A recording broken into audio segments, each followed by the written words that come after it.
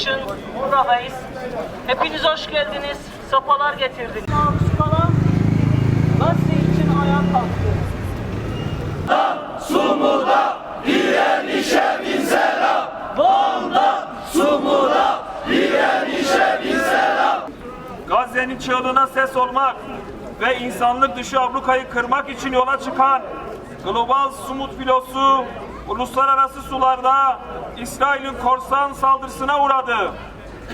Bu saldırı sadece gemilere değil, vicdana, hukuka ve insan onuruna yapılmıştır.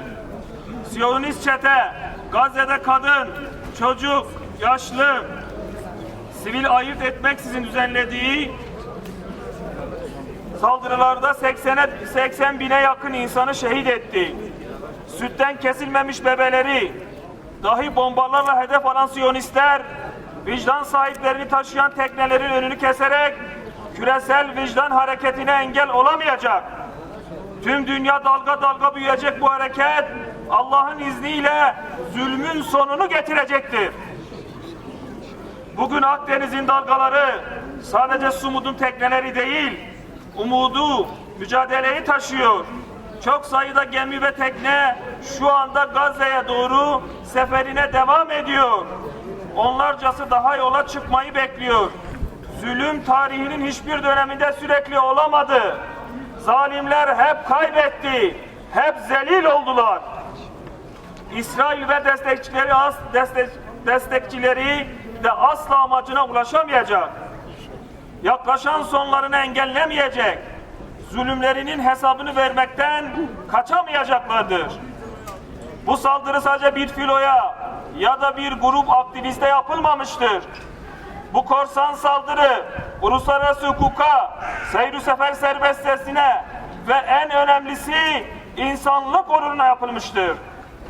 Açık denizde hiçbir hukuku dayanağı olmadan yapılan bu korsanlık, İsrail'in kendi hukukunun üstüne gördüğünü, bir terör oluşumun olduğunun kanıtıdır. Söz konusu Müslüman coğrafyası olduğunda insan hakları maskeleri düşen, üç maymunu oynayan batılı devletler ve kurumlar bu suçun suç ortağıdır. Biz buradayız, meydanlardayız, şahitlik görevimizi yerine getiriyoruz. Global Sumut filosunun aktivistler bugün sadece Gazze'nin değil, insanlığın onurunu savunmaktadır. Bu hukuksuz müdahale özgürlük yürüyüşümüzü durduramayacak. Aksine öfkemizi ve kararlılığımızı bileyecektir. Bu filoda sadece Müslümanlar yok. Bu filoda İsrail rejim terörüne karşı duran Hristiyanlar, Museviler de var. Hepsinin amacı İsrail işgalinin bitmesi ve insani yardım girişlerini sağlamasıdır. Faşist rejim tekneleri durunca yardımı engelleyebileceğini, sesleri kısayınca cinayetlerin gizleyebileceğini sanıyor. Yanılıyorlar. Her bir şehidimiz, her bir tutsak edilen kardeşimiz bu direniş meşalesini daha da güçlendiriyor. Gazze bugün açık bir hava hapishanesinden küresel bir direniş okuluna dönmüştür. Zalimlere buradan sesleniyoruz. Açlığa, susuzluğa ve ölüme mahkum etmeye çalıştığınız Gazze halkının imanı sizleri yenecek, cehenneme gönderecektir. Global Sumut filosuna el koyan, aktivistleri hukuksuz bir şekilde alıkoyan İsrail bu illegal eylemine derhal son vermelidir. Kardeşlerimizin can güvenliğinden tamamen katil, cani İsrail rejimi sorumludur. Gazze bir hapishane değil, onurlu insanların vatanıdır. İnsani yardımların önündeki tüm engeller kalkmalı. Limanlar ve kapılar dünyaya açılmalı. Uluslararası kamuoyu kınama mesajları ötesine geçmeli. Yeter artık. Bıktık sizin bu kınama mesajlarınızdan. Bu terör şebekesine karşı siyasi, askeri ve ekonomik yaptırımları derhal devreye sokulmalıdır. Bunun için daha neyi bekliyorsunuz? Bizler Türkiye'nin meydanlarından ilan ediyoruz. Filistin davasını savunmaya devam edeceğiz. Zulüm arttıkça zevaliniz de yaklaşıyor. Gazze özgür olana dek son kirli Siyonist postalı o kutsal topraklardan çekilene dek susmayacağız, durmayacağız, ve vazgeçmeyeceğiz.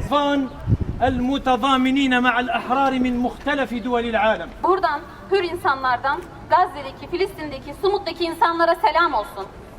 أيها الكرام، تحرك الناشطون الدوليون من مختلف دول العالم ليتجهوا إلى غزة لفك الحصار عليها.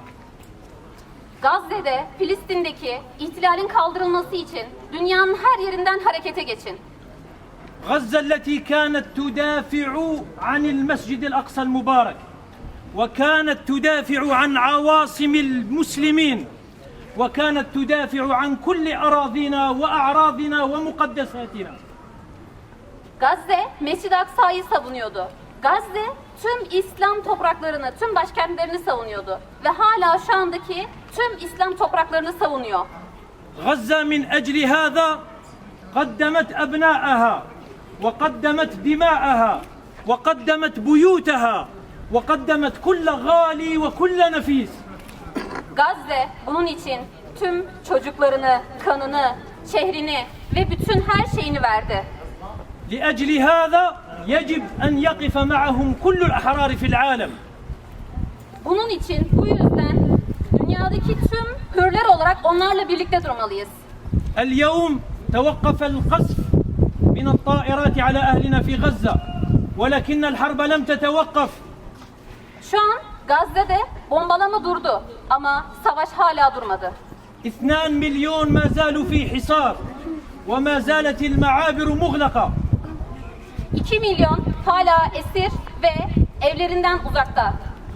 وما زالوا في الخيام وما زالوا بدون مؤونة وطعام، ويمنع الاحتلال إدخال كل شيء إلى هذه المدينة. Ve bu insanlar çadırdalar ve kendilerine temel gıdalardan bile mahrum kalmış bir şekilde yaşıyorlar. التعليم والصحة والمرافق الحكومية كلها معطلة. Eğitim, sağlık, hukuksal düzen hepsi çöktü. ويستمر الاغتيال لقيادات هذا الشعب ولرموزه بحيث يقتلون في كل يوم بتجاوزات من هذا الاحتلال.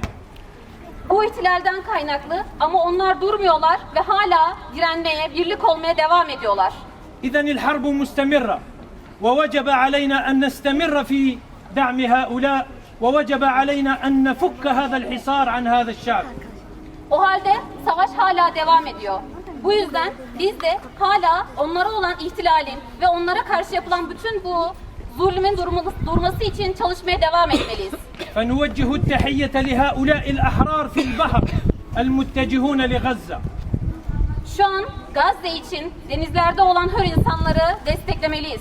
وننتظر كل أحرار العالم أن يكون لهم دور واضح في نصرة غزة والمسجد الأقصى المبارك.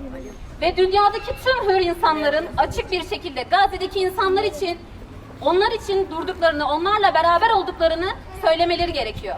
النصر في الأخير لهذه الأمة، والنصر لنا بإذن الله عز وجل، وهذا الاحتلال سيكون إلى زوال وانتهاء. وشكرا لكم على هذه الوقفة، والسلام عليكم. Biz buna devam edeceğiz inşallah. Dik durmaya, onlarla birlikte olmaya devam edeceğiz ki oradaki zulüm durana kadar inşallah.